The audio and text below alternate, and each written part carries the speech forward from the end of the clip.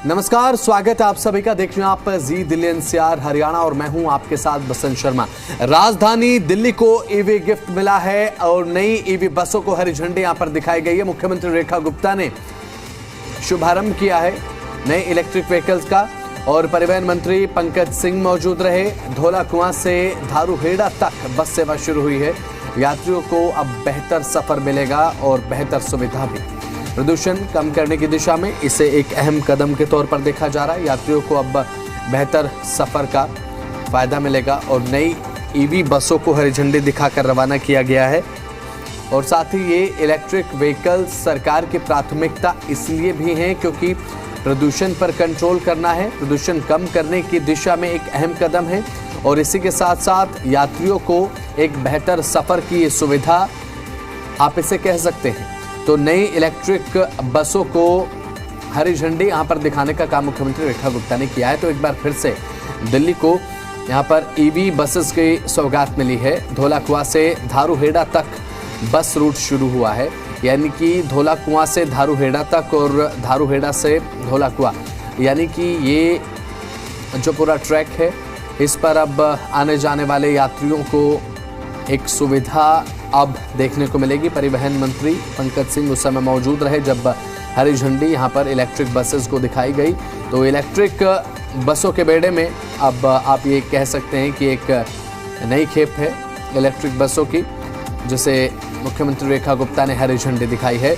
क्योंकि अब एक ये कवायद है दिल्ली सरकार की कि अब धीरे धीरे ट्रांसपोर्टेशन को ईवी पर शिफ्ट किया जाए, इलेक्ट्रिक व्हीकल्स को ज़्यादा अपनाया जाए, ज़्यादा बढ़ावा दिया जाए।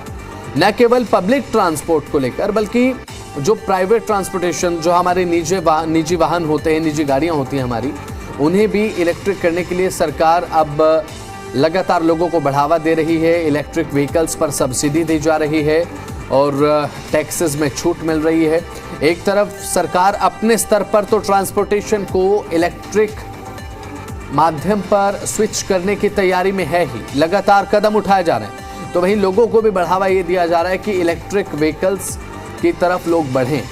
तो अब प्रदूषण को कम करने की दिशा में भी एक अहम कदम है क्योंकि पब्लिक ट्रांसपोर्ट का यूज़ ज़्यादा होता है।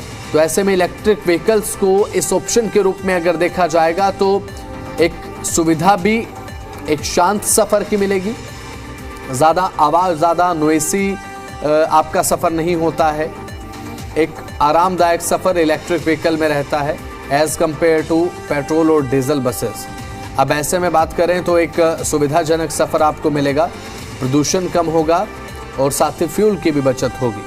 तो ये आप कह सकते हैं कि एक तीर से कई निशाने और यात्रियों को अच्छी सुविधा मिलेगी। इलेक्ट्रिक व्हीकल्स को बढ़ावा देने की दिशा में लगातार सरकार काम कर रही है क्योंकि मुख्यमंत्री रेखा गुप्ता पहले भी लगातार ये कहती आई हैं कि एक कवायद सरकार की है, एक प्राथमिकता सरकार की है कि पब्लिक ट्रांसपोर्टेशन को अब ईवी पर शिफ्ट करना है, यानी कि इलेक्ट्रिक व्हीकल्स को अब मुख्य धारा से जोड़ने का हमें काम करना है और ये हमारी प्राथमिकता है जो इस समय धरातल पर नज़र भी आ रहा है। परिवहन मंत्री पंकज सिंह वहाँ पर उस समय मौजूद रहे क्योंकि दिल्ली को एक ऐसी दिशा देना कि आने वाले समय में इलेक्ट्रिक व्हीकल्स दिल्ली की सड़कों पर एक पब्लिक ट्रांसपोर्टेशन के रूप में नजर आए तो जाहिर सी बात है प्रदूषण पर इसका असर पड़ेगा, प्रदूषण कम होगा।